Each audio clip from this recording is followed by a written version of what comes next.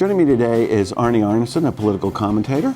So Arnie, you had to have spent some time on your radio show focusing on the national politics. On my radio show, Stockholm heard me talk about it. I was in German TV, Dutch TV.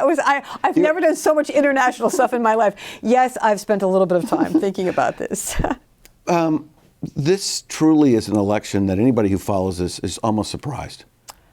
It's beyond, well, no, it's not a surprise. You know what it says? It says that the media has been tone deaf.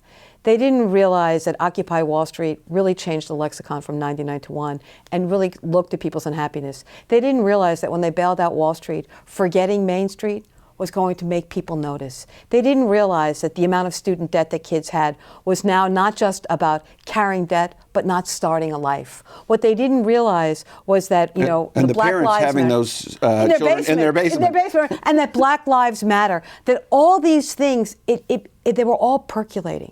And they were popping out, but the national media wasn't. Out all over the place. All over. And for everyone. Absolutely. But the problem is, you know, you said, oh, but you've got a job. But your job doesn't pay the bills. You know, but you've got a place to live, but I'm underwater. Oh, but you could rent, but my rent now is consuming 50% of my income, where it's supposed to be 30% of my income.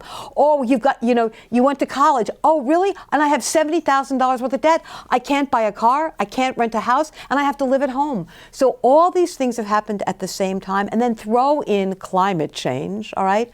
Throw in ISIS, throw in what we're watching on TV with the refugees, and you look at this morass out there, and is it surprising that a Donald Trump should come out of one side and basically flip the bird at every sort of Republican politician, frankly, every politician in America, and Bernie Sanders should come out of this sort of frustration with this growing economic gap, and the two of them should resonate. One raises little tiny checks, and the other one gets free media, more free media than we've ever given any candidate. Because why? Because he's a ratings god, because he says provocative things. So these two things emerge at the exact right time. And what do they represent? They represent disgust. That's what they represent. And you know what? The American people have a right to be disgusted because their politicians had failed them. They don't want to talk. They don't want to compromise. They don't want to find solutions. So who gets left out of the picture? It's virtually 90% of Americans. But I mean, let's go back to the politicians not wanting to talk. Yeah. I mean, some of it is the structural and the way we've laid out politics. The primary process is really geared not toward moderation, it's toward the extreme base. It's worse than that, though. It's not just the primary process. It's the fact that we have allowed gerrymandering to exist across the country. And what gerrymandering has done is it has created districts. This is the black district. This is the Republican district. This is the Democratic district. So it turns out that if you win your primary, they've won. There's no November election. It's over. And so if you know that it's really going to the extremes, imagine the extreme of a Republican. Well, the extreme of a Republican is someone who absolutely wants to dissolve government. And so the Republican Party doesn't even recognize some of the elected officials that have shown up in Washington because not only do they not want to compromise, they want to destroy government. Well, I mean, and I think the true and the opposite as well. Except here's the problem with the opposite as well. The opposite as well is, and that really is where the fight is between the sort of third way Democrat, Wall Street Democrats, and the Democrats that actually think that there needs to be something in the way of investment and that people need to earn enough to survive. I mean, that's really what it is. And I think the difference between those two extremes are how do you govern?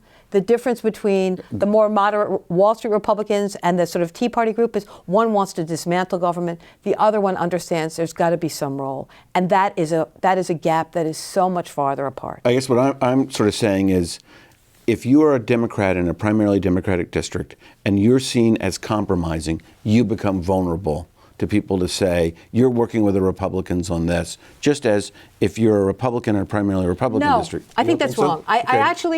I actually think that for Democrats, compromise is a value. Bernie talks about compromising all the time. He talks about working with, for example, with Obama on the Affordable Care Act.